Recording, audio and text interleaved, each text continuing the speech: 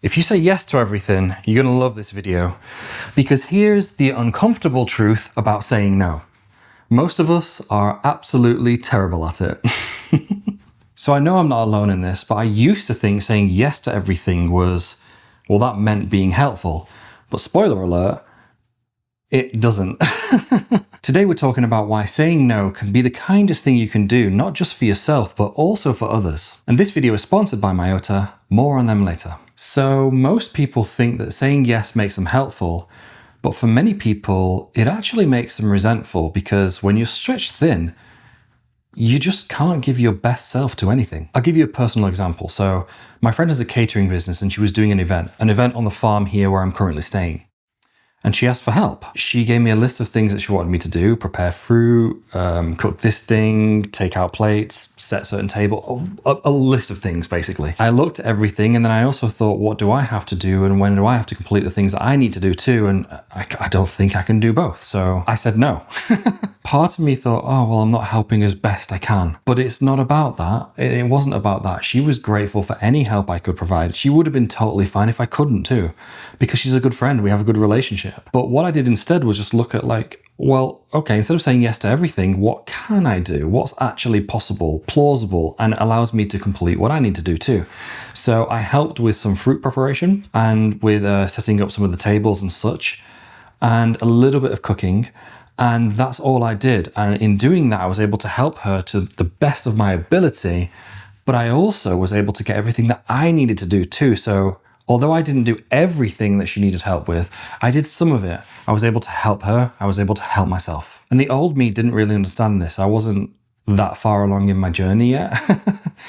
But what I know now is it's about setting clear boundaries. The hardest person to say no to. So in my research into this topic and watching other videos and reading articles and such, there's something that doesn't seem to come up that much. And I think it's very valid and very important. So I'm going to bring it up here. And plot twist, sometimes it's really important to say no to yourself. Very recently, I've had a little bit of a brand redesign. I've noticed that I'm sort of niching down into emotional and personal growth content instead of being very broadly wellness. So I changed a lot of stuff, but it took me a little while to get there. And I realized that I wasn't saying no to certain things. I wasn't saying no to overthinking. I wasn't saying no to myself to analysis paralysis. I've always hated that rhyme. It sounds really tacky, but it also makes sense. I wasn't saying no to these things. I wasn't making progress. I wasn't learning by doing. I was just overthinking everything to a point where I wasn't really doing anything and just wasting time. So it's important to say no to yourself sometimes too. Saying no to your own bad habits is just as important as saying no to others. And if we're getting a good grasp now on saying no to the things that don't serve us, I'd like to take a moment to talk about saying yes to the things that do serve us. And in doing that, we're going to talk about this video sponsor, Myota. Myota's Gut Booster is a prebiotic fiber blend that's helped me say no to digestive issues and yes to feeling better. It's low FODMAP certified, so it's gentle even on sensitive stomachs. And 93% of people see more regular bowel movements in just 4 weeks. What I love is that it's flavorless. I just mix it into my morning coffee, into water, into anything. No fuss, no drama. If you'd like to try Myota, check the link in the description for my amazing discount code. Now let's get back to boundaries. The fear that keeps us stuck. So what's one of the biggest barriers to saying no? It's probably the fact that you worry. Maybe you're a little bit anxious that you saying no will hurt or upset somebody.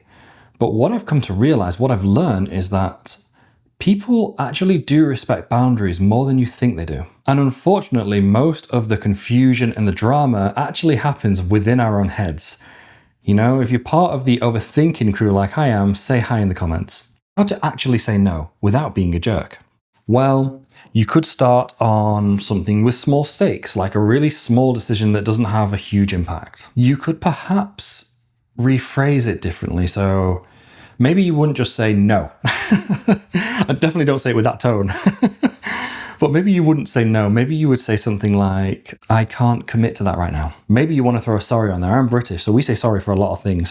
So you could say, sorry, I really want to, but I can't commit to that right now. However you manage to get used to saying no, just remember that saying no to one thing means saying yes to something else, and usually something more important and more valuable for you. So if you're okay with sharing it, I'm curious, what's the one thing that you need to say no to right now? Maybe that you haven't done, but maybe, perhaps you're going to be able to, or you're going to try to after watching this video. Pop it down in the comments. I read and reply to every single one. If you found this video useful, please consider subscribing for more realistic personal growth content.